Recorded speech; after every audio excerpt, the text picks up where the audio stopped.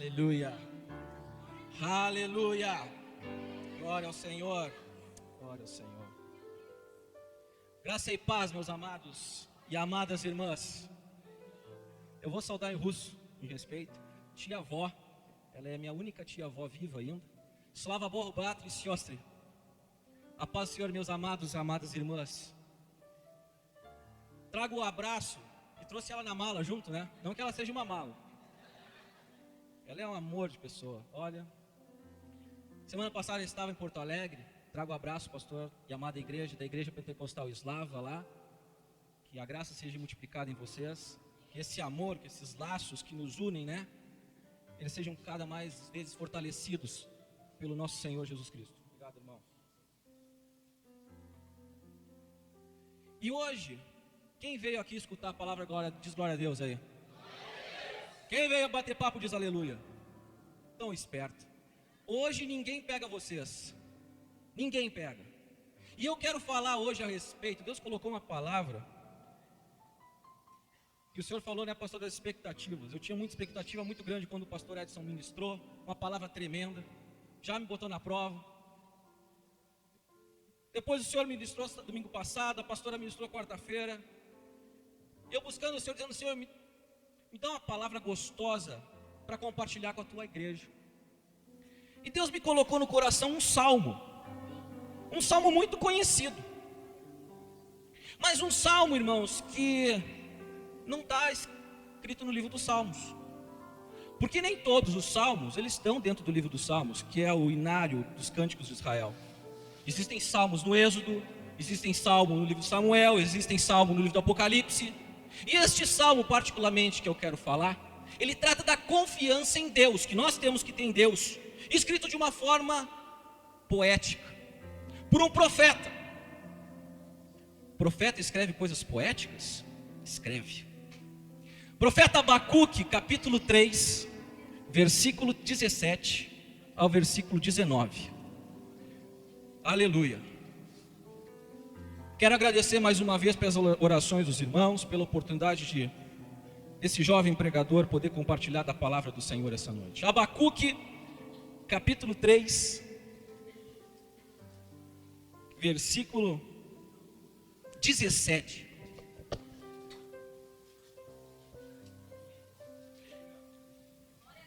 Abacuque.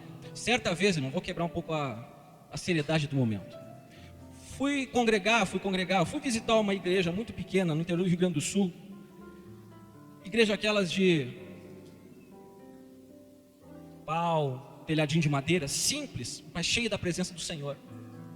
E o irmãozinho que estava pregando aquela noite, ele não conhecia muito bem o português. Então ele chegou e disse: irmãos amados, igreja amada, abra sua Bíblia no livro do profeta Albuquerque. Não ri, querido, é sério. E lá vai a igreja olhando para lá, para cá. Poxa, mas os teólogos de plantão, né? Albuquerque, mas tem... Alguém cutucou ele: irmão, deixa eu olhar a tua Bíblia. Ele olhou lá: Abacuque.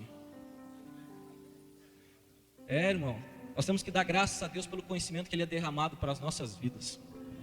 Abacuque capítulo 3, versículo 17 diz o seguinte: ainda que a figueira não floresça, nem haja fruto na vide, ainda que o produto da oliveira minta e os campos não produzem mantimento, ainda que as ovelhas sejam exterminadas e nos currais não haja gado, todavia eu me alegrarei no Senhor, exultarei o Deus da minha salvação. O Senhor é a minha força, torna os meus pés como os da corça e me faz andar sobre lugares altos. Feche sua Bíblia. É nesse livro, nesse pequeno texto, nesse pequeno salmo poético que eu quero meditar com você essa noite. Há duas formas de nós adorarmos a Deus: ou quando nós temos uma grande vitória, ou quando nós temos uma grande derrota. Adorar a Deus, irmãos, quando nós temos uma grande vitória, é muito bom, é muito fácil. Até o ímpio faz. Quando ele consegue alguma coisa, graças a Deus.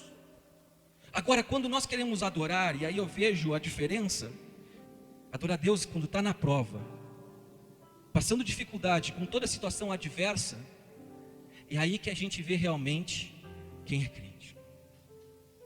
Abacuque é um desses caras.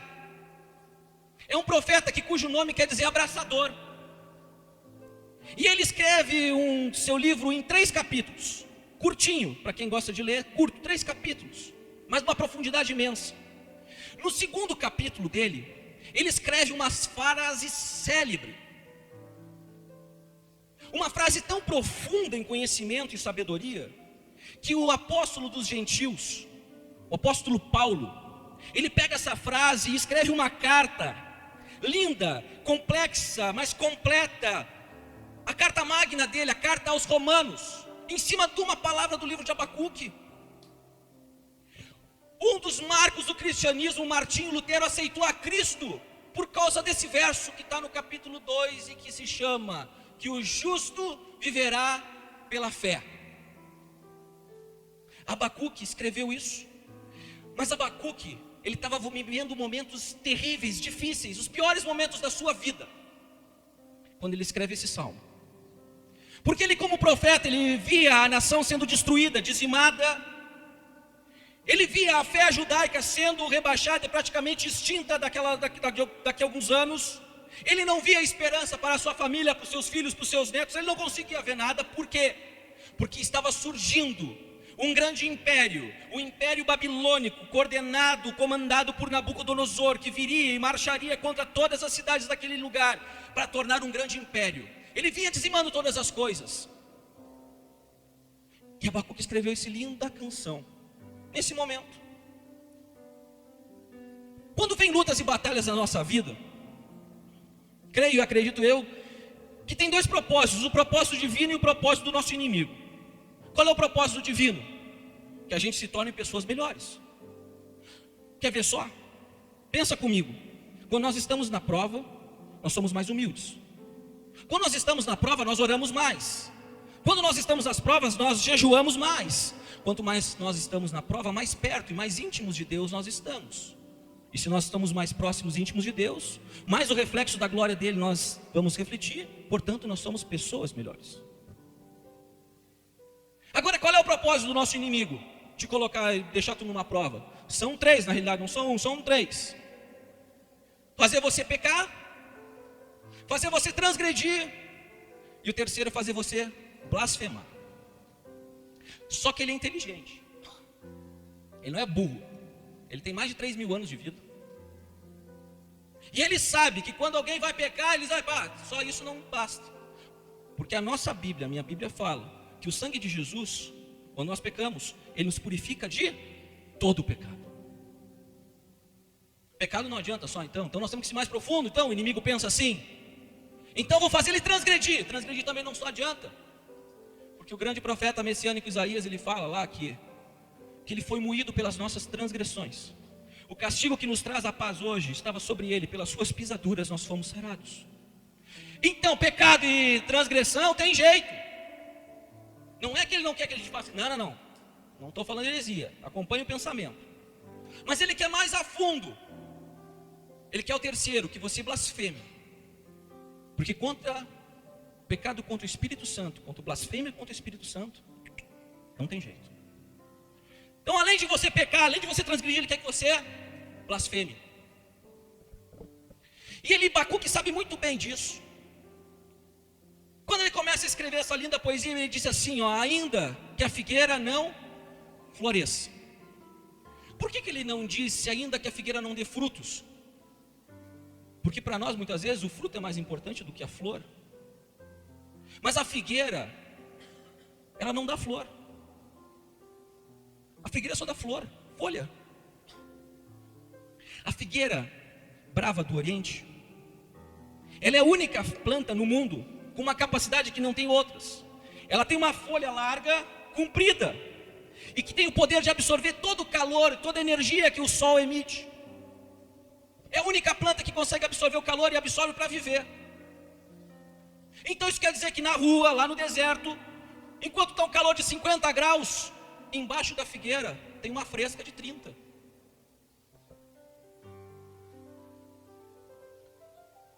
O que o diabo pensa? Eu vou fazer ele transgredir, eu vou fazer ele pecar, eu vou fazer ele blasfemar, porque eu vou tirar a sombra dele. Quando na Bíblia aparece a palavra figueira, Deus está querendo falar alguma coisa conosco. Nesse caso ele está querendo falar sobre descanso. ainda que não haja descanso para nós, se nós substituirmos a palavra. Havia um homem, um judeu, um homem de Deus, porém religioso, que estava cansado depois de um dia de trabalho. E como é difícil, talvez a pior coisa hoje para nós, né, homens e mulheres, é nós chegar em casa depois de um dia cansativo de trabalho, pesado, vou descansar, coloco meus rider, me atiro no sofá e alguém diz: ei, tem trabalho para ti aí, meu. Tem uma louça para lavar, roupa para passar. Olha o descanso. O inimigo é furioso, irmão. Entenda a mensagem. O inimigo é furioso, pastor. Existia esse homem, e esse homem ele foi embaixo da figueira buscar descanso para a sua vida, porque estava muito calor, lá ele sabe que embaixo da figueira é mais fresquinho.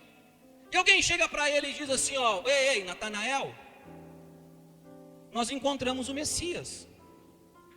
Ele estava descansando, então ele olha assim: ei, Messias, vocês encontraram? De onde ele é? De onde ele vem? Para o religioso, importa muitas vezes de onde que você é.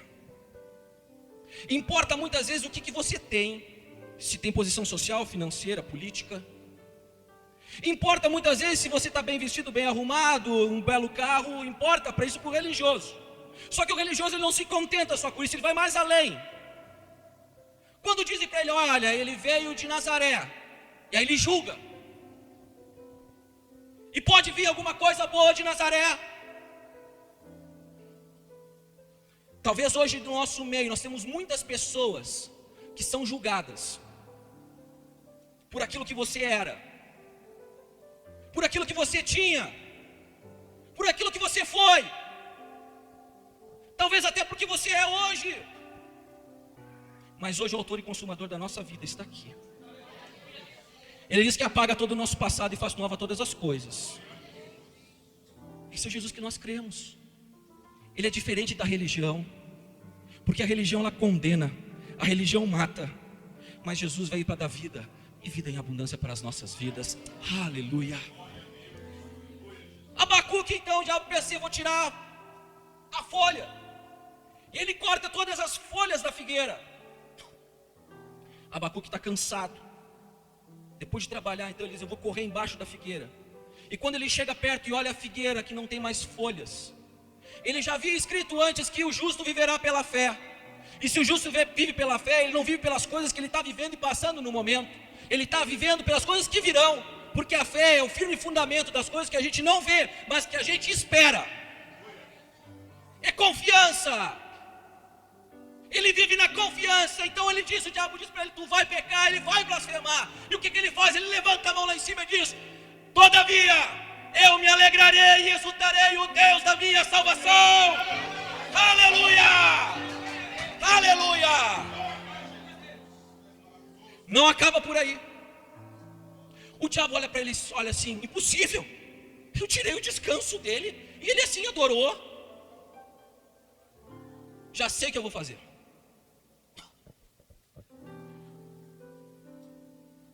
Nem haja fruto na figueira. O próprio Abacuque continua cantando.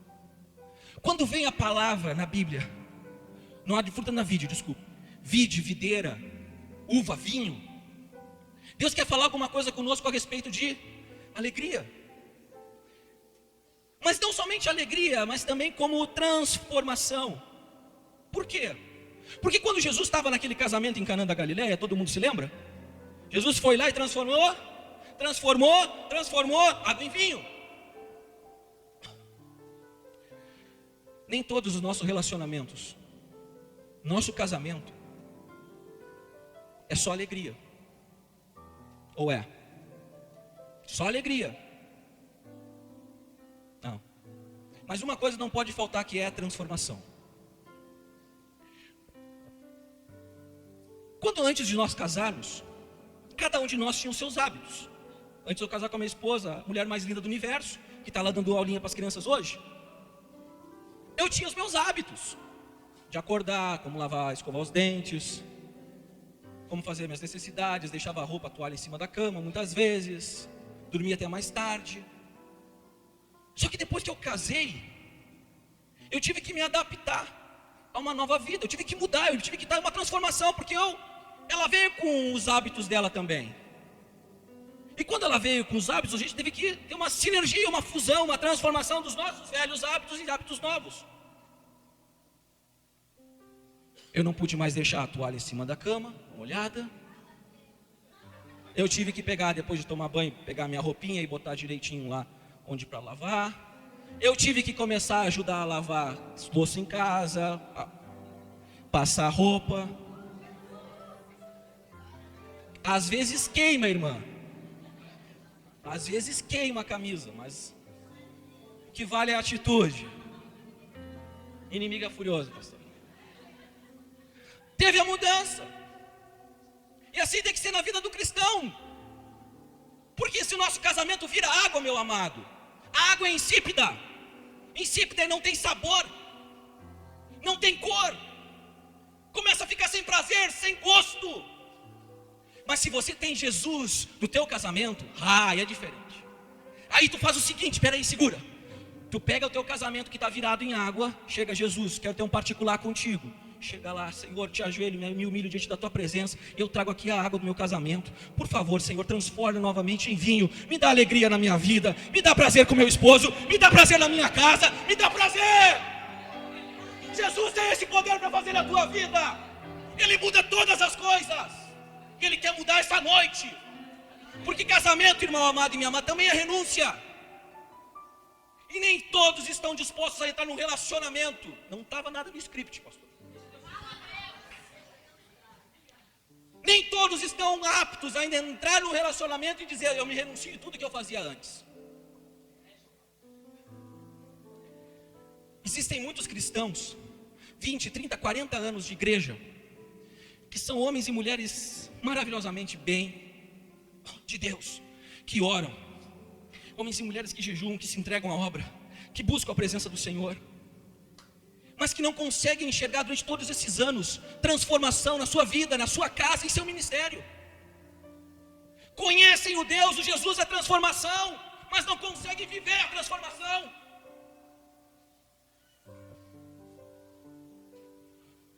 Conhecem pessoas transformadas, mas não conseguem em si viver a transformação. Aí o que o diabo faz? Ele olha, já sei o que eu vou fazer. Eu vou mexer em áreas que ele precisa de transformação. E a transformação, meu amado, não é só casamento, tá? É outras coisas internas também. E aí cada um tem que meditar qual é a sua área. Ele diz, olha só, tu viu só? Tu tem 20 anos, 30 anos, 40 anos de igreja. Agora olha a tua casa. Dá uma olhadinha lá, espia lá. Tudo arruinado. Teus filhos estão perdidos. O marido não quer saber nada de ti. Nem quer saber de teu Deus. Ei, aguenta firme. Porque o Deus que nós servimos, o Deus a quem nós servimos, o profeta Isaías, ele fala, porque a gente acha que Deus não está trabalhando. Ei, Deus trabalha. Capítulo 64 de Isaías diz que antes nunca se ouviu, nem se viu um Deus que trabalha para aqueles que nele esperam. Espera em Deus, confia em Deus, coloca a tua confiança em Deus, porque é Ele que vai te levantar. Deus é um artista. Um artista, ele não lhe revela a obra-prima antes de estar completa e terminada. A hora que tiver completa e terminada, Ele vai rasgar a cortina e vai mostrar, filho, está aqui. Toma posse da tua bênção, toma posse da tua vitória. O diabo fez isso com Abacuque. Diz, olha, vai lá, olha para tua casa. Abacuque vai cansado, porque olha, fui buscar descanso na figueira, não encontrei. Então vou para casa, porque lá em casa talvez eu encontre descanso. E ele vai pensando no caminho, vou chegar lá, vai estar tudo mudado, vai estar tudo transformado, as coisas vão ser melhores. E quando ele chega lá, o que ele encontra? Nada daquilo que ele havia pensado, tudo diferente. E o que ele faz? O diabo começa a bater palma. Ele vai blasfemar, e ele faz o que? Ele levanta de novo aquela mão e diz, todavia eu me alegrarei e exultarei no Deus da minha salvação. A tua confiança não pode estar em carro nem em cavalo, tem que estar no Senhor Jeová, autor e consumador da tua fé. Aleluia, aleluia. E ele prossegue, não conseguir. Então ele vai para a terceira fase, que é forte.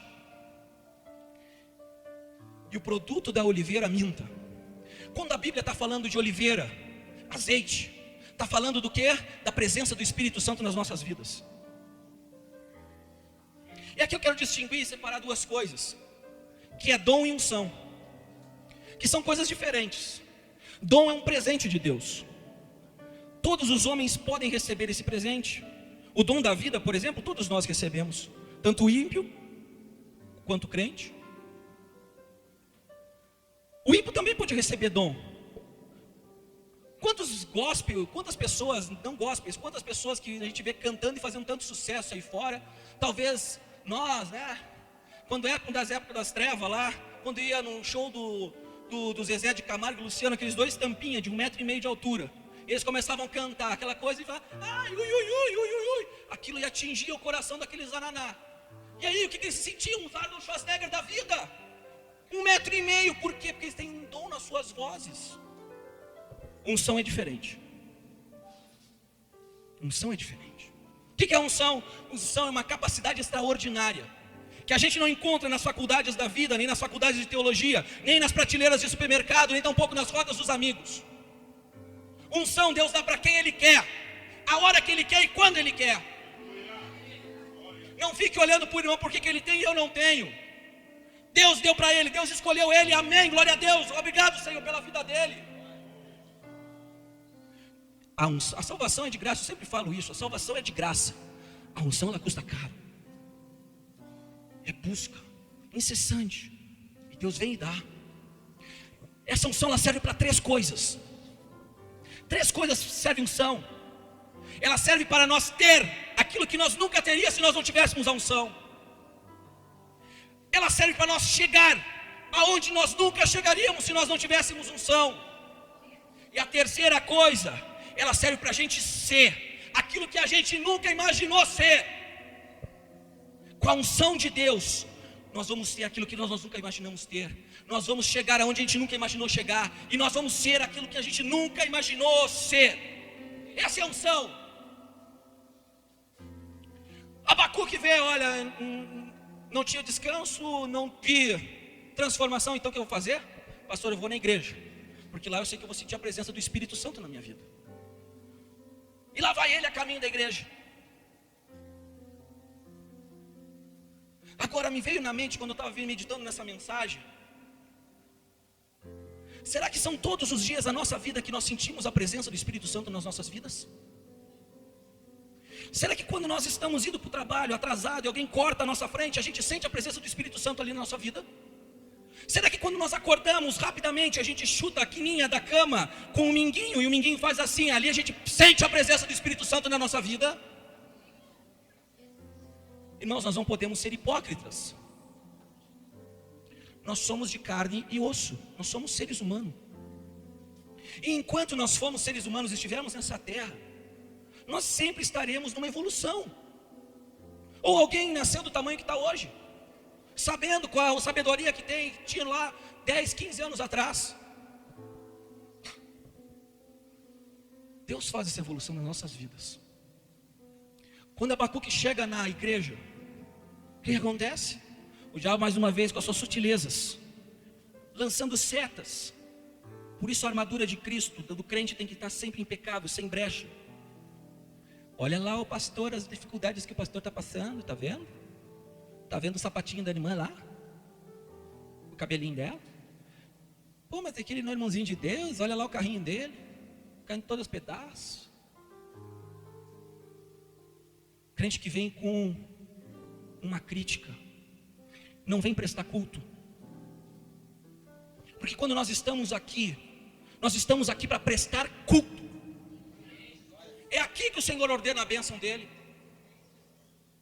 Viemos com uma visão crítica, pensando que vai ser assim, assado, quem é que vai pregar? Ah, é fulano de tal, então eu vou embora porque eu não gosto daquela pregação, ele pega muito pesado. Ei, culto não é para homem, culto é para Jeová, é ele que tu tem que adorar. Aleluia, é ele. O diabo olha e pensa, depois de tudo isso, agora ele vai blasfemar. E o que Abacuque faz? Ele levanta a mão. Não te esquece, meu amado, tu é templo do Espírito Santo. Ele habita dentro da tua vida. E que nunca falte sobre a tua cabeça o óleo, o azeite da unção na tua vida.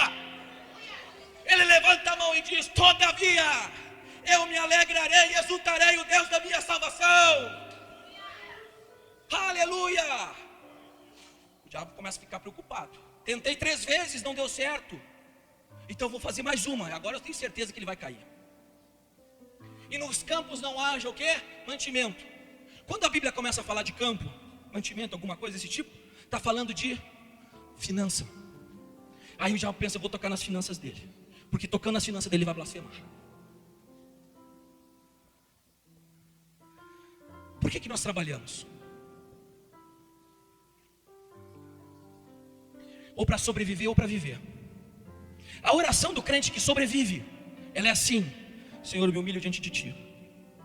Senhor, eu te peço humildemente um emprego, para que eu possa pagar o aluguel, a conta da água, a conta da luz, possa pagar vestimento e ter alimento em casa para comer todo dia. Eu não estou pregando prosperidade aqui, estou falando da luz da Bíblia. Daí o que acontece? Deus ouve a oração, ouve. Daí pega e bota um ímpio na vida dele. Tu vai trabalhar de 7 dias por semana, de sol a sol, 12, 14 horas, tu vai fazer hora extra. E daí ele chega depois de 2 meses: ah, pastor, pô, senhor, tá difícil, tá complicado, olha a minha vida. E Deus olha para ele e diz: vem cá, filho, tu não pediu isso? Eu te dei isso? Nós temos que saber pedir ao nosso Deus, porque o que foi prometido para nós é viver do melhor dessa terra, e não dos restos. Do melhor. Do melhor, nós temos que tomar posse do que é melhor para nossas vidas. Não viver pensando: ah, fulano tem, não. Deus quer te dar. Pede certo, Deus dá. Busca, tu tem que ter atitude, meu amado. Tu tem que ter atitude. Senhor, estou aqui, estou esperando. Ei, vai estudar, vai buscar, levanta cedo, vai largar currículo, porque Deus vai honrar, se tu fizer a tua parte. Pastor, dá licença.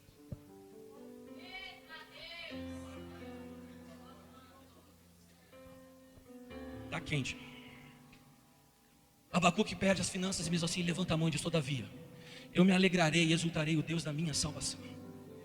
O que acontece? O diabo invocado diz: olha, toquei no descanso, ele continuou adorando. Toquei na mudança, na transformação, ele continuou adorando e me louvou mais.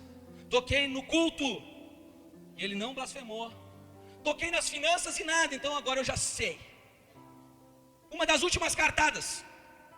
E Abacuque canta: ainda que as ovelhas sejam arrebatadas do aprisco.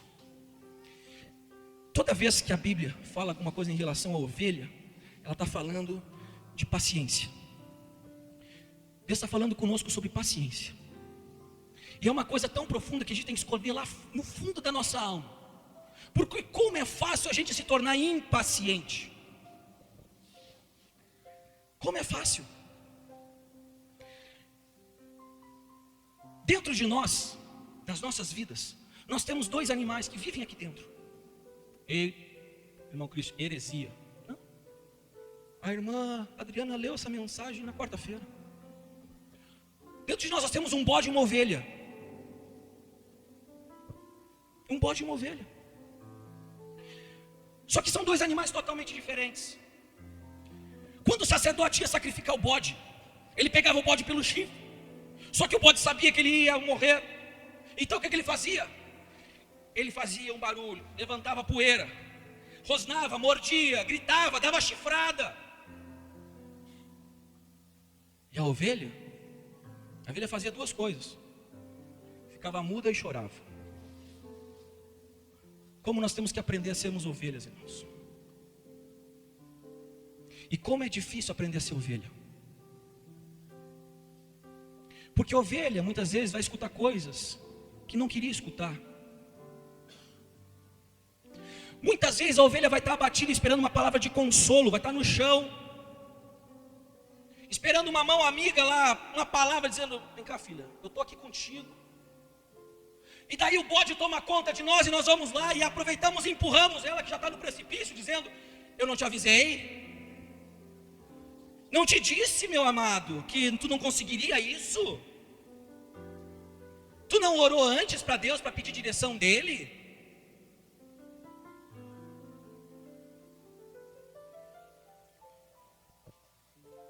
Ter paciência, porque durante a nossa vida, durante essa caminhada na terra, nós vamos ter muitas afrontas contrárias contra a nossa vida. Nós vamos receber muitas palavras que vão machucar, palavras que vão nos caluniar, palavras que vão nos vilipendiar, colocar literalmente nós para baixo, mais para baixo. Mas o meu Jesus, o nosso Jesus, diz a palavra que ele foi como ovelha muda perante os tosqueadores. Ele não abriu a sua boca. A nossa esperança não está em A, B ou C, não está no homem. A nossa esperança está naquele, autor e consumador da nossa fé, porque é ele que vai julgar a nossa causa. É dele que vem nosso socorro. É dele. Quando Abacuque pensa: eu vou ter paciência, eu vou tirar a paciência dele, então ele levanta a mão e diz: todavia eu me alegrarei e exultarei o Deus da minha salvação. O teu inimigo pensa assim: pô, não acredito.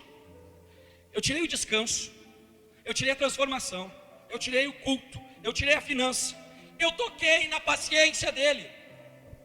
Falta mais alguma coisa? Falta. E ainda que não haja gado no curral, agora vai. Toda vez que a palavra gado, a Bíblia não quer nos falar alguma coisa, Deus quer nos falar alguma coisa em relação às nossas vidas, em relação a patrimônio. E existe uma grande diferença entre bem e patrimônio. Carro é bem, patrimônio é casa. Quando nós temos bens, a gente até negocia os bens para adquirir outros melhores. Eu já vendi alguns carros para conseguir um carro melhor. Muitos irmãos fizeram isso. Agora, quando tu tem casa, quando tu tem patrimônio, dificilmente tu negocia uma casa para conseguir uma melhor, mas sim para deixar para tua herança, como herança, para os teus herdeiros. Você pode não ter uma boa casa, um bom carro, mas você pode possuir patrimônio, sim. E o que pode ser de patrimônio? Dignidade, honestidade. Quando te encontrarem passeando por essas ruas de Taubaté, olharem para ti do outro lado da rua e dizer assim: aquela é mulher de Deus, aquilo é homem de Deus, paga as contas em dia, não fala coisa torpe, ela é mulher de exemplo, mulher que ora, mulher que jejua, ela é uma sogra que ensina a nora os caminhos do Senhor. Patrimônio é isso. Patrimônio é ministério. Não negocie o seu ministério, meu amado. Se Deus deu para ti um ministério assim, vai ser assim. Deixa Deus cumprir o propósito dele na tua vida. Não almeje mais do que você pode. Não olhe para A, B ou C porque ele tem, tu não tem. Trata com Deus. Não negocie aquilo que Deus te deu sobre essa terra. Agradeça. Toma conta com unhas e dentes daquilo que Deus tem te dado, porque o inimigo vai se lançar contra o teu patrimônio. E quando ele se lançar contra o teu patrimônio, tu não vai olhar para A, B ou C, tu tem que levantar a tua mão para cima e dizer assim: todavia eu me alegrarei e exultarei o Deus da minha salvação. Aleluia, aleluia, aleluia. E ele mata o inimigo no versículo 19. O Senhor é a minha força, torna os meus pés como os da corça e me faz andar sobre lugares altos. Corça aqui na Bíblia não é o carro Corsa, tá, irmão? Corça é um servo, um veado do campo. Abacuque está pedindo os pés como o da corça, mas a corça não tem pé, a corça tem pata. E Abacuque não tem pata, Abacuque tem pé. Então o que ele está pedindo? Senhor, me dá habilidades como o da corça. A corça tem duas habilidades, é um animal fantástico. Eu estava estudando um animal fantástico. Duas habilidades, uma de cima e uma de baixo. A habilidade de baixo, ela é ágil. Ela corre muito rápido com os pés. E aí vem a diferença entre o crente tatu e o crente corsa. Conhece a diferença? Eu tenho que ir daqui até aqui. Um crente tatu. Lá vem ele. Lá vem ele. Está dando cãibra no dedo. Lá vem ele. Deus fala com ele uma vez. Ele olha para o céu: Senhor, que é tu, Senhor? Não, preciso mais 2 ou 3 confirmações. Ele fica esperando. Deus fala com ele de novo, em outro lugar, filho, vai lá, faz aquilo. Senhor, será que é tu, Senhor? Tua voz? Você fala de novo, sendo que eu não escutei bem. Fiquei surdo. Agora o crente corsa, ele faz assim, ó.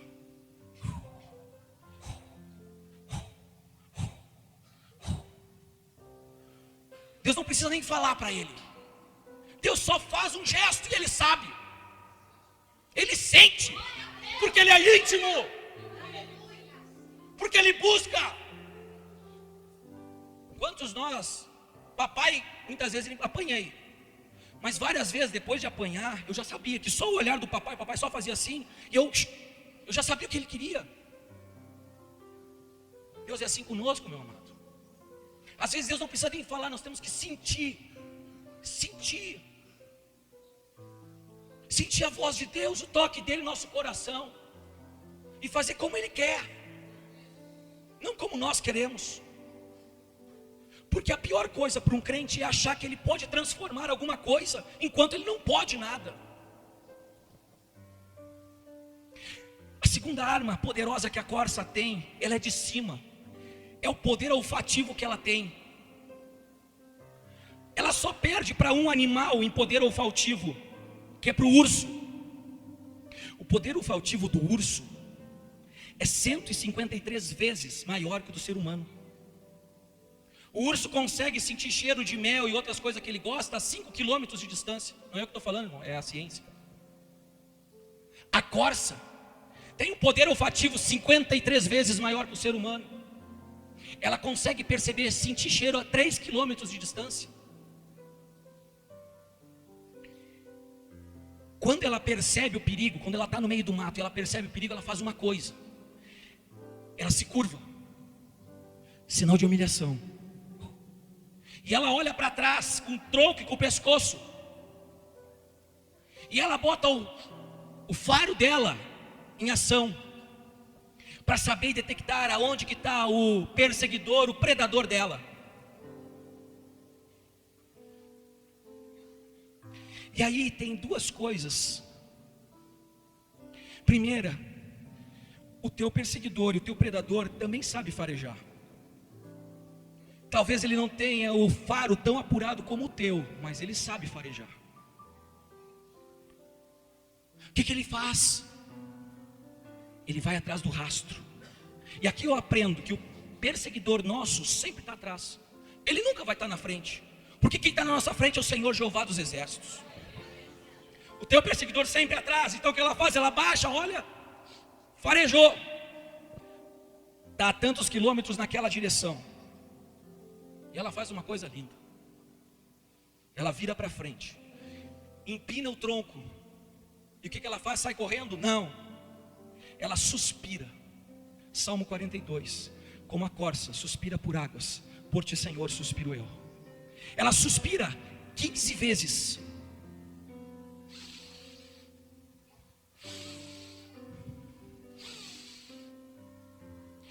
Quando ela está suspirando, ela está captando todas as partículas úmidas do ar.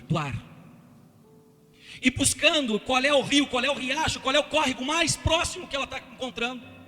E aquele detecta, ela consegue detectar pelo seu suspiro. O que acontece? Perseguidor atrás. Detectei o rio naquela direção, então ela empina o corpo, já está na ponta dos pés, ela sai em disparada. Encontrei o rio. O que eu faço? Paro? Não. O que ela faz? Ela mergulha totalmente no rio. E Deus quer falar alguma coisa essa noite contigo. Dizer que crente superficial com Ele não tem vez. Para te conhecer e servir o teu Deus tem que ser na profundidade, totalmente. Não é deixar a cabeça de fora no rio para nadar, não. É mergulhar de corpo, alma e espírito. Totalmente no rio. Porque depois que ela saiu do rio lá do outro lado lá, ela aniquilou o ponto fraco dela, que era o odor. O inimigo que estava no rastro dela, correndo desesperado. Ué, não estou sentindo mais o cheiro? Cadê? Veio para atacar, vai. Fica perdido. Porque o nosso pecado, ele fede. Ele cheira mal. E se nós não mergulharmos no rio de vida, na palavra que limpa, que sara, que levanta, que derruba, que liberta, que sara, que transforma, o nosso inimigo, nós viramos presa fácil para ele. Aleluia! Oh! Oh!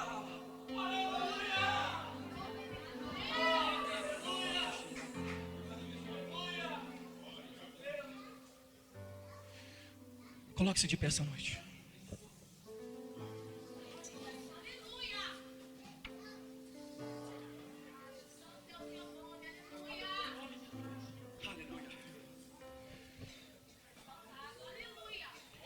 O único que tem poder de transformar não é eu, não é o pastor, mas é o Espírito Santo de Deus que está aqui essa noite. Mas tem mais uma coisa. O Senhor diz que vai nos fazer andar em lugares altos. Lugares altos. Lugares. Chega, meu amado e minha amada, a andar em lugar baixo. O andar de baixo não foi feito para ti. Tu foi feito para andar em lugar alto, voar nas asas como águias.